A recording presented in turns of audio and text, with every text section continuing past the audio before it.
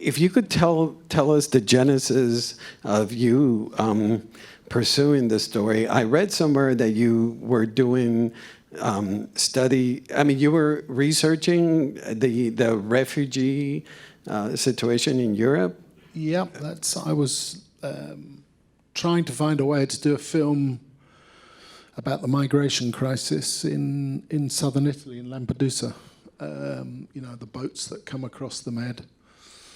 But as I was doing it, I began to feel that was only one part of a much bigger picture.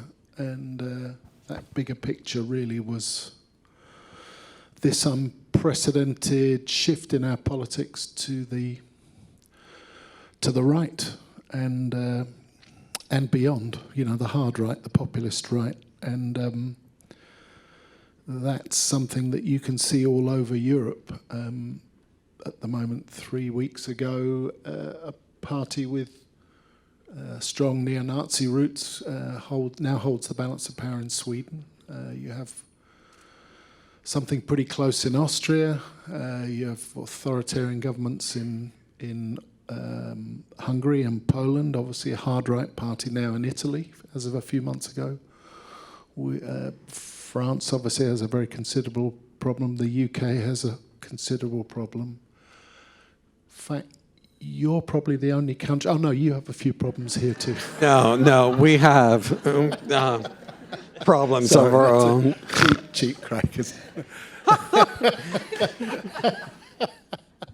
I'm glad that we're able to live. Tonight, interestingly, in Brazil, a hard populist right-wing candidate has just swept the first round. So this is a problem of the democracies of the West, and and I just want to make something clear. We're not talking here about, in UK we would say conservative and Labour, the forces of conservatism or liberalism. That's a dialectic and a tension in all democracies, and that's a creative thing, but we're talking about forces that fundamentally want to radically change the way democracy is, and in many cases don't really believe in democracies, and in too many cases are actively opposed. By the way, I omitted Germany, of course, the AfD, which is a very big problem.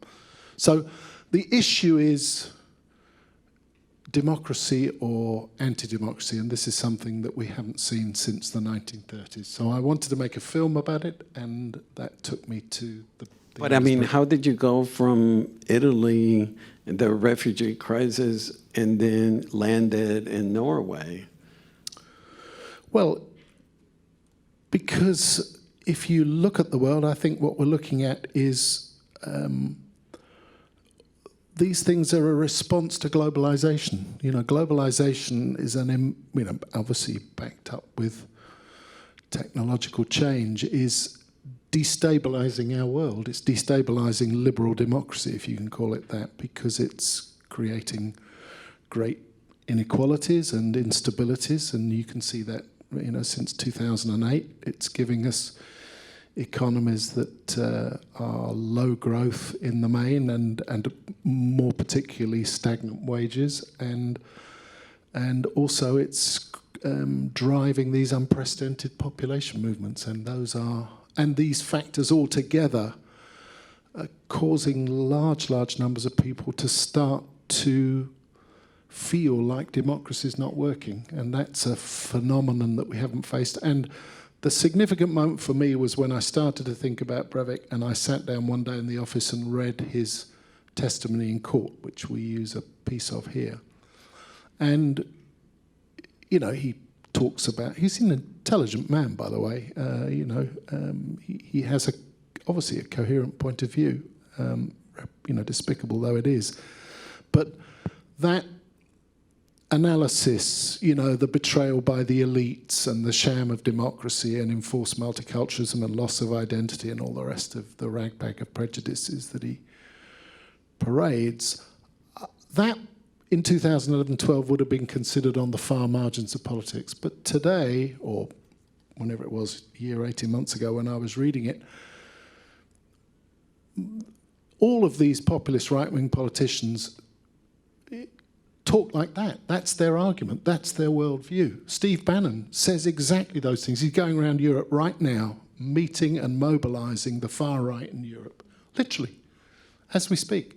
That's what he's doing, and that is the worldview. Now, of course, these guys don't.